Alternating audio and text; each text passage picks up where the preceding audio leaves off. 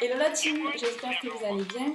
Je suis Sandra sans filtre, anciennement connue sous le pseudo de Sandra sans filtre. J'ai dit la même chose là, non? On recommence. Hello la team, je suis Sandra Coaching, anciennement connue sous le pseudo de Sandra sans filtre sur Instagram.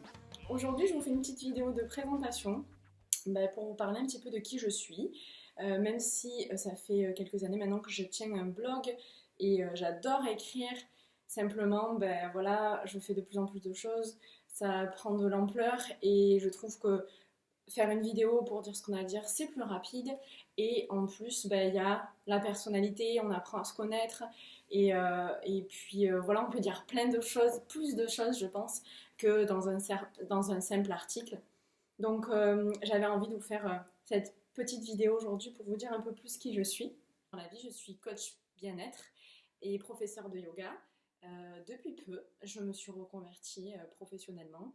J'étais dans la communication et notamment dans le web. Et en fait, c'était de plus en plus en dissonance avec mes valeurs et ce que je voulais faire et transmettre dans la vie. Donc il a fallu se réorienter après 12 ans quand même. Pourquoi sans filtre? Parce qu'en fait, je suis assez cash. Je dis toujours ce que je pense et souvent sans faire preuve de diplomatie.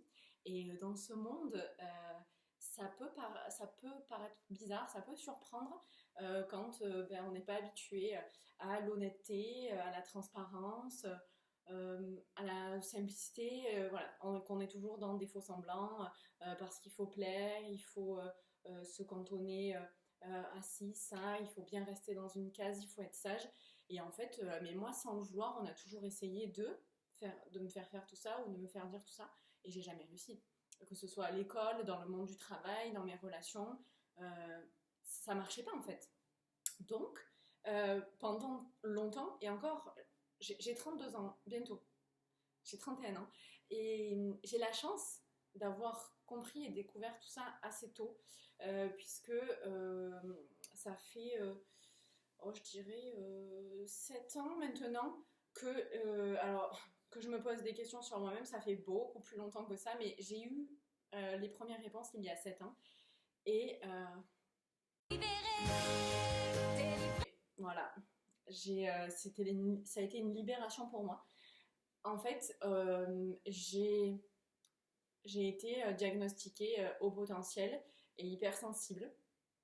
Et j'ai mis des mots, MOTS, sur mes mots, MAX. Et pour moi, ça a été voilà, vraiment très positif, vraiment une révélation. Et je savais pas que ça existait, en fait, je savais pas qu'il y avait des gens qui me ressemblaient parce que, petite, je m'en apercevais pas forcément, mais on va dire de mon adolescence, on va dire de 15 à 25 ans, je me suis toujours dit, mais j'ai un problème, ça va pas, je me sens en décalage, je m'amuse pas comme les autres, je j'ai pas la même logique que tout le monde, je réfléchis pas comme les autres, je j'ai pas le même humour, pas les mêmes délires, pas les mêmes passions, les mêmes hobbies, les mêmes activités, les mêmes ambitions. Je jurais quoi, je jurais dans le paysage. Et en plus, et du coup, peut-être à cause de l'ego ou voilà, de façon narcissique, je ramenais tout ça à moi en me disant mais j'ai un problème, quel est mon problème, qu'est-ce que je dois changer en moi pour être plus ceci, moins cela. Et franchement, j'ai passé 10 ans de ma vie, de mon énergie à vouloir plaire aux autres, à vouloir me conformer, à vouloir rentrer dans des cases, à vouloir me faire plus petite que ce que je n'étais. Et du coup, j'étais pas moi-même, enfin, je savais même pas qui j'étais une espèce de coquille vide à chaque fois.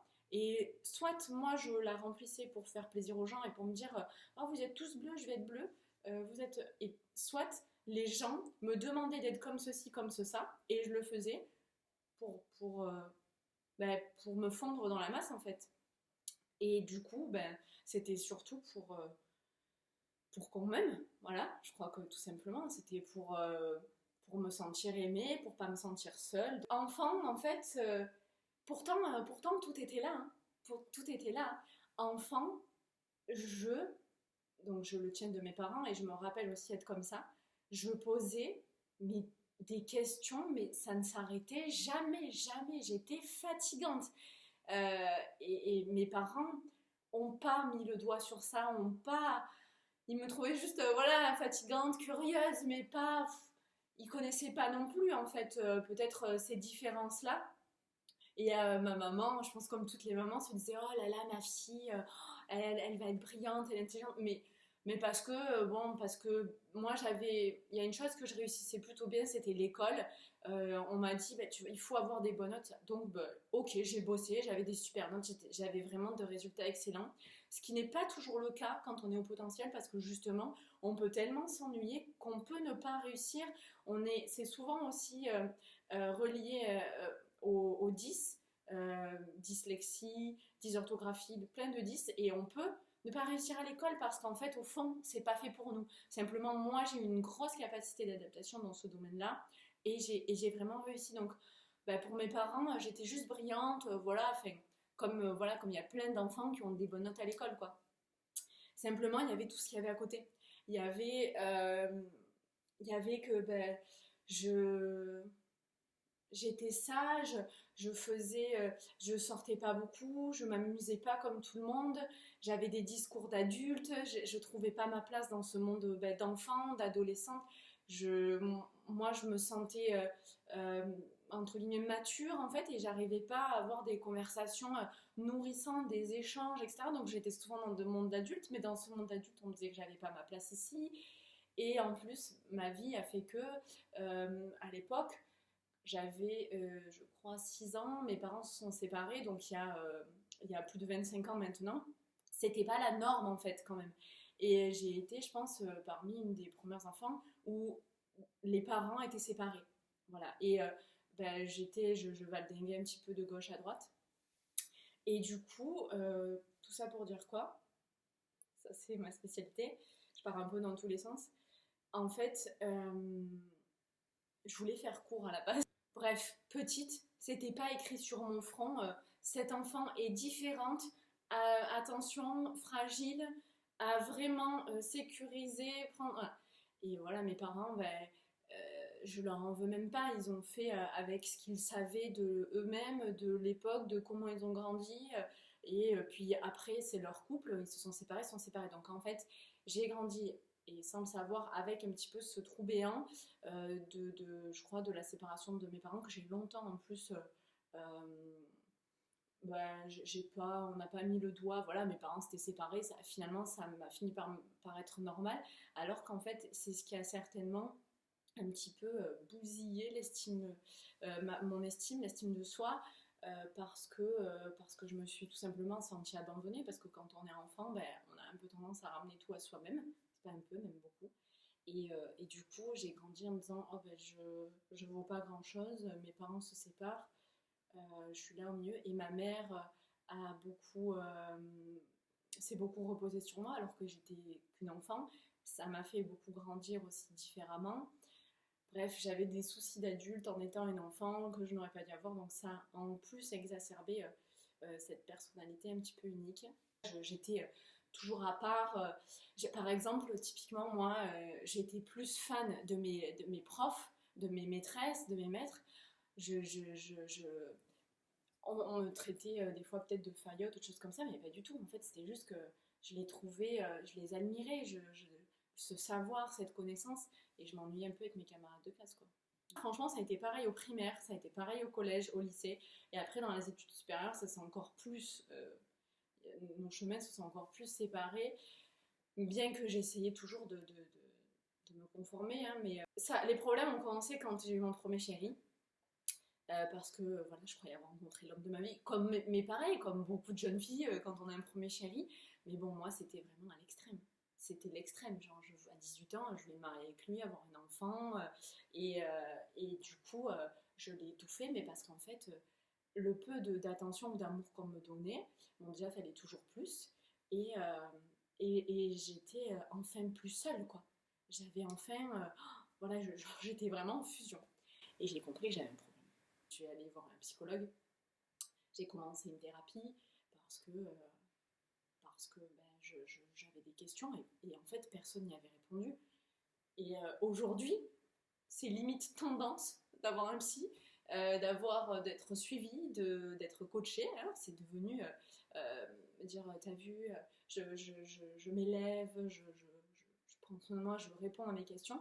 Mais à l'époque, c'était juste, oh là, crazy, t'es vraiment un peu fou, qu'est-ce que t'as, il y a un truc qui tourne pas rond chez toi. Bon, ben moi c'était le cas, il y avait vraiment un truc qui tournait pas rond chez moi, hein. Donc il n'y avait aucun souci. Il fallait que je voie quelqu'un. Et j'avais un peu cette admiration de. Bah, j'étais fan de psychologie déjà, tout ce qui est relations humaines, et je m'étais dit, cette personne a forcément les réponses. Et c'était un peu le cas. Bon, ben, ma première relation s'est soldée par une fin, hein, et là, solitude. Et bien, c'est là que j'ai commencé à avoir des tendances suicidaires. La vie n'avait plus de sens, mais vraiment pour le coup, il y a ceux qui le pensent et moi. Et puis après, il y a toujours c'est des étapes en se disant, voilà, tant qu'on n'est pas arrivé au passage à l'acte, mais moi, ma vie n'avait plus de sens. J'avais tellement fusionné avec cette personne, c'était trop. Et en fait, la personne qui m'a ramassé la petite cuillère, qui m'a consolée, bien, j'ai pareil rejeté mon dévolu dessus en me disant bah, je vais encore ne plus être seule. Et donc en fait, évidemment, les relations sentimentales sont une grosse partie de ma vie. Clairement, le cœur, pour moi, je fais tout avec le cœur, avec la passion. C'est ce qui dicte ma vie dans le sens mon métier, c'est ce qui va dicter ce que je fais aujourd'hui, c'est ce qui va dicter qui j'ai envie de fréquenter, ce que je fais, ce que je mange. Et en fait, ma vie a été axée autour de cette première relation, puis du coup de la deuxième. Et, euh, et donc je ne me suis pas soignée. Enfin, je n'ai pas plus. Évidemment, la première blessure m'a fait un peu plus évoluer, j'ai compris certaines choses, mais pas assez. Et donc, tant que vous ne comprenez pas la leçon, la vie se charge de vous la renvoyer et souvent en plus fort. Et ça a été le cas de ma deuxième relation. Je vais passer au déclic. J'ai mis 5 ans à avoir un déclic sur moi-même. Finalement, j'avais rien à reprocher à ma vie, à tous les gens qui étaient là. Tout ce qui se passait était vraiment sincère. Simplement, il y a eu un moment où c'est comme si je m'étais dédoublée en me disant mais ce que je suis en train de vivre, je le vis pas pour moi, c'est pas moi, ça peut-être j'aime pas vraiment, j'aimerais faire plus ça. Et là j'ai commencé à me poser des big questions. Et, euh, et donc j'ai quitté cette personne. Et en plus, je crois qu'il n'y a pas de jolie façon de quitter quelqu'un. C'est pas quelque chose d'agréable à faire, jamais. À moins qu'il y ait un consentement mutuel et ok. Et on se rende compte tous les deux. Mais moi, j'avais fait un chemin dans mon être. Et d'un coup, j'ai déballé tout ça. Donc, pas cool. Pas cool, pas cool. Et je lui ai déjà dit, mais si tu passes par là, voilà, je le sais. Et, euh, et je crois que de toute façon, il n'y a pas de hasard. Vous devez le savoir. Il n'y a pas de coïncidence et tout est intrinsèquement lié. Donc, j'ai peut-être aussi moi-même donné une leçon à cette personne. Ma leçon, ça a été de me dire, il faudrait que j'ai des réponses à ce vide. Et, euh, et j'en ai eu beaucoup, je crois, pendant 1 an et demi. Je me suis nourrie, je me suis recentrée, je me suis posé des questions, j'ai été seule avec moi-même. Et c'est là que j'ai commencé ce, ce, ce long chemin de travail, de construction personnelle. Et c'était magnifique, c'était magnifique. C'était dur, ça faisait très mal. J'ai encore craqué, j'ai voulu en finir. Je, je, je, je voyais pas en fait de sens à vivre la vie que je vivais et je me disais que j'y arriverais jamais et que le travail était long. Et en fait, pareil, donc en psy, bon, c'est là que j'ai fini par être diagnostiquée, qu'on m'a dit, bon, en fait, c'est juste que vous êtes comme ci, comme ça, vous êtes hypersensible, vous êtes au potentiel, vous réfléchissez pas comme tout le monde, le problème, c'est pas vous. D'accord, le monde est fait comme ça, et juste, vous êtes un petit peu là, donc il faut... et moi, en fait, j'ai écouté ça, je me suis dit, ah d'accord. Et là, je me suis rendu compte que pendant 25 ans de ma vie, ouais, environ, j'ai voulu être quelqu'un d'autre, quelqu'un que je n'étais pas. On m'avait juste... j'avais juste été moulée et comme si voilà, je vous l'ai dit, je me sentais vide. Et là, je me suis dit, bon, il va falloir que je me remplisse en fait. Et je vais tout tester, je vais essayer, et je vais découvrir, je vais avoir mes réponses enfin. Et là, je me suis dit, ah d'accord, ok, le monde est comme ça. Et au début, et moi, ça a été positif parce que je me suis dit, ah ben ok. Franchement, ça a été un peu une acceptation de dire, d'accord, bon, bah alors je suis différente. Je suis pas bizarre, je suis juste différente. Et je suis tellement capable de m'adapter. Je vais m'adapter à 80% visiblement ce qui est la norme. Et moi, je vais faire mon truc. Mais maintenant, je le sais. Voilà. Maintenant, je sais que, ah ok, d'accord, ça se dit pas comme ça. Ah ok, bon. Après, c'est savoir qui on est, oser être soi, mais en même temps, il faut accepter aussi que le monde ne me ressemble pas. Le monde n'est pas comme ça. Le monde ne ressemble pas aux gens qui sont au potentiel. À la base, il n'est pas fait pour ça. Donc, ben, justement, il faut du coup jouer quand même. On peut pas, on peut pas s'imposer comme ça. C'est un juste milieu de se dire, ok, ben maintenant moi je sais, je suis moi-même. Il faut, il n'y a plus de faux semblants complètement. Je suis plus complètement une fausse personne, mais je sais qu'il y a des fois où je vais devoir m'adapter. Voilà. Donc, ça a été le déclic. Et le déclic, il est venu d'un livre qui s'appelle Je pense trop de Christelle Petit-Colin. Et voilà, moi, ça a changé ma vie. Après, je comprends aussi, je sais que je sais qu'on peut le vivre très mal, je sais qu'on peut ne pas accepter de se dire que c'est pas juste, de ne pas représenter une majorité, que le monde ne soit pas fait pour tout le monde, qu'il y ait des cases, qu'il y ait des étiquettes, qu'il y ait voilà, de l'injustice, qu'on n'ait pas tous les outils pour que ce soit ok pour tout le monde, que voilà. Et, euh, et on peut très très très mal le vivre et se dire et continuer à se dire mais pourquoi je suis pas comme ça, et alors qu'en fait être hypersensible et au potentiel, c'est un pouvoir merveilleux. C'est un pouvoir merveilleux. Quand on le réalise, on se dit oh, d'accord, mais c'est génial en fait, c'est vraiment génial. Donc je vais vous en parler un peu. Et donc dans ce livre, j'ai découvert que j'étais hypersensible, HP, donc au potentiel, ou Christelle Petit-Colin utilise le terme de surefficient, donc surefficiente, et plus communément connu, oui, oui, c'est pas du tout la même chose, communément connu sous le nom de surdoué. Bon, simplement, surdoué, ça fait ultra prétentieux, je me dis pas du tout surdoué. En fait, surdoué, c'est-à-dire on se met au-dessus des autres, on n'est pas du tout au-dessus des autres. Euh, la douance, c'est simplement une façon de penser qui est différente de la majorité. On ne fait pas travailler le même hémisphère du cerveau. Celui qui développe le plus la créativité, c'est le fait d'avoir une pensée en arborescence, c'est partir dans tous les sens, bah, un peu comme ce que je fais aujourd'hui. C'est voir tout, en fait, c'est d'une idée, on en a 5 et une autre idée, on donne 5 autres. C'est se poser mais 8 milliards de questions, notamment des questions existentielles. Pourquoi le bleu s'appelle bleu, comment on est, est-ce qu'on est vraiment sûr d'arriver sur Terre, tout remettre en question. Euh, c'est qui sommes-nous, où va-t-on, d'où venons-nous, c'est tout ça. Et c'est donc être créatif, c'est une logique inversée. Ce qui va être tout à fait logique pour quelqu'un qui va raisonner avec l'autre hémisphère de son cerveau, donc souvent de façon analytique, calcul et en pensée linéaire, voilà.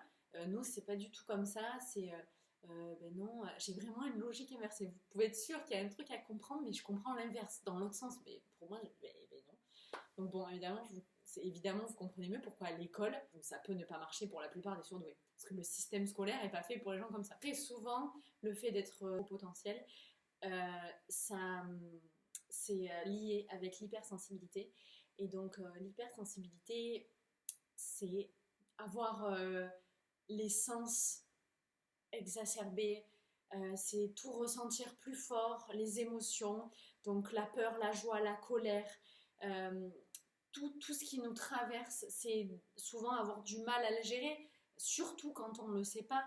Euh, c'est donc les cinq sens en éveil, donc c'est être émerveillé de choses souvent que la nature nous offre et que la plupart des gens passent, mais comme si tout était acquis, etc. Moi, c'est les étoiles, les arcs-en-ciel, c'est une goutte d'eau sur une feuille, c'est des fourmis, voir toutes ces choses-là, euh, c'est l'ouïe. Donc l'ouïe, c'est entendre des bruits que les gens n'entendent pas. Par exemple, c'est être incapable d'être dans une brasserie et de parler avec quelqu'un pendant que les petites cuillères sont sur toutes les tasses à café, pendant que le barista est en train de faire les cafés, que les serveurs marchent. Enfin, c'est tout ça, c'est entendre tout ça. Bon, en même temps, des fois, ça permet d'entendre des trucs très très loin, c'est vraiment des oreilles supersoniques. C'est aimer les bruits blancs. La machine à laver qui tourne, l'aspirateur, mon bruit blanc préféré, c'est le sèche-cheveux. Mais moi, je m'endors à côté d'un sèche-cheveux. C'est très bizarre, mais moi, c'est ce que ça me procure comme effet. Euh, c'est l'odorat. Donc, l'odorat, c'est moi, c'est je sens tout, mais tout. Quand on fait à des kilomètres du goudron qui est fait, je rentre même à l'extérieur dans un bar, terrasse, quelqu'un est en train de fumer un cigare, je le sens, c'est insupportable pour moi. Et alors encore plus la fumée de cigarette, non le cigare c'est pire. La cigarette, je peux plus. Avant, je tolérais un peu parce que voilà, faux self, masque de société, ok, ben il faut, tout le monde fume, mais non, maintenant, je ne m'inflige plus ça. La fumée, c'est pas possible. C'est les parfums, moi, je suis incapable de rentrer dans une parfumerie, ou en tout cas d'y rester plus de 5 minutes. C'est pas possible. Et pourtant, après, j'adore, je suis très sensible aux odeurs. Bref, c'est génial. Il y a le goût. Alors moi, le problème, c'est que le goût, euh, ben, en fait, j'ai souffert de troubles du comportement alimentaire. Donc le goût, je vous referai une vidéo sur ça. Pareil, ça vient de ma petite enfance et je ne mangeais rien.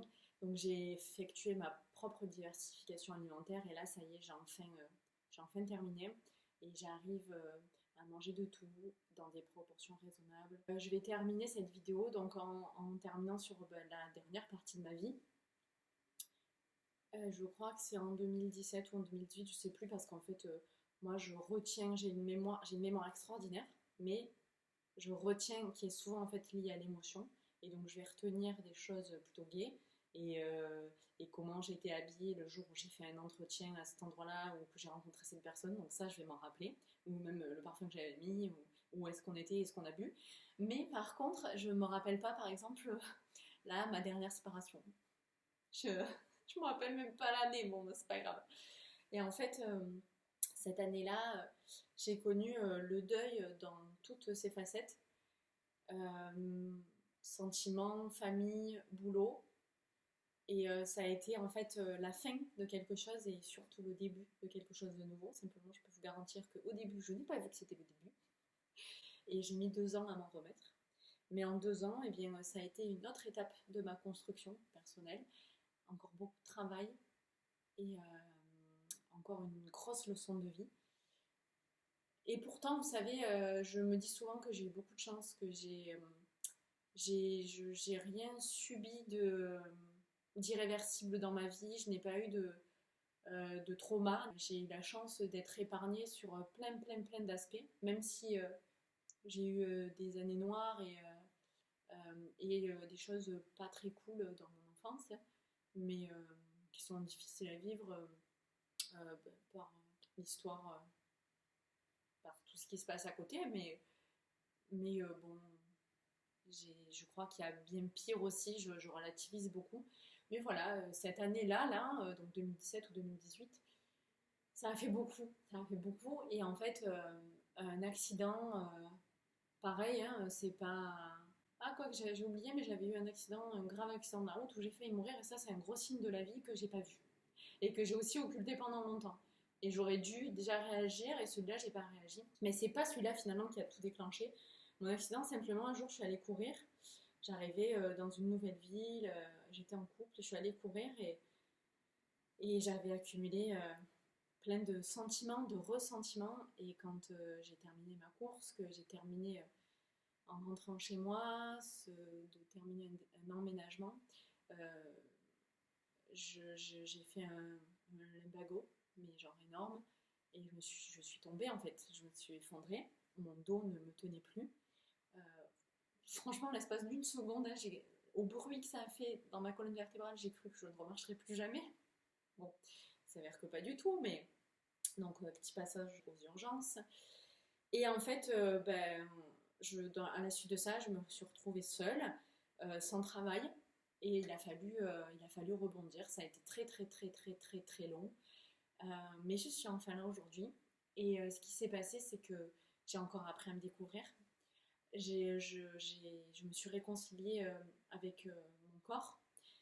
J'ai enfin appris à m'aimer tel que je suis, à me montrer tel que je suis, à ne plus me rabaisser, faire attention aux personnes que je fréquentais, me poser des questions véritablement sur la voie professionnelle que j'avais envie de suivre, ce que j'avais envie de... la mission, enfin, pourquoi j'étais dans ce monde, pourquoi je vivais cette vie.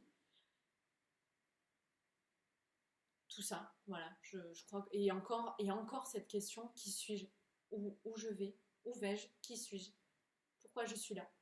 Et alors là, je me la suis posée profondément, mais vraiment. Donc j'ai continué à lire. C'est là que, à l'époque, j'ai commencé le blog. Attention, c'est pas magique, hein. J'ai encore rencontré des mauvaises personnes, j'ai encore appris des choses, encore sur moi-même. Et je continue, et je crois que je continuerai toujours parce que la vie est une leçon éternelle, perpétuelle, simplement à plus ou moins de degrés de souffrance et de leçons. Et voilà, il y a toujours des petits réglages à faire, mais voilà. Et, euh, et c'est merveilleux parce que pour le coup, j'avais pas réalisé que je faisais du développement personnel depuis des années, j'avais pas mis le mot dessus, le doigt dessus. Et en fait, c'est ce que j'ai toujours fait, c'est ce qui m'a toujours passionnée. Et j'ai décidé de me lancer complètement là-dedans. Et, euh, et en fait, ce qui m'a sauvée à la suite de cet accident, c'est le yoga, c'est les techniques douces et aussi l'accompagnement médical que j'ai eu, de par la kinésithérapie. J'ai aussi fait de la sophrologie. J'ai testé des tas de choses qui pouvaient me rendre mieux, me faire sentir mieux, parce que j'ai compris à quel point le bien-être était essentiel dans ma vie, dans la vie en général, et qu'en fait, j'étais pas venue là pour... je suis pas venue là pour souffrir, ok.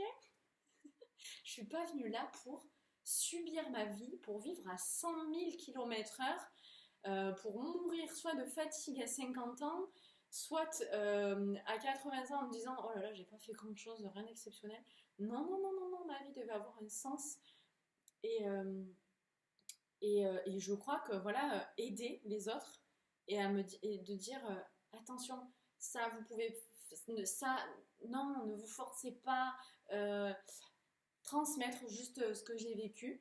Et donc j'ai commencé par me dire, voilà, j'ai envie d'enseigner le yoga, toute la philosophie aussi qu'il peut y avoir au travers de ça. Ça m'a aidé et je me suis dit, il faut que je le dise aux gens. Ça, s'étirer, faire du bien à son corps, ses muscles, manger correctement. Et je me suis dit, bah, j'ai aussi réglé ce souci de troubles alimentaires. J'ai arrêté enfin d'être au régime toute ma vie et me dire ben voilà, je suis comme ça, ben ok, là il y a un pli, il y a du gras, ok, bon.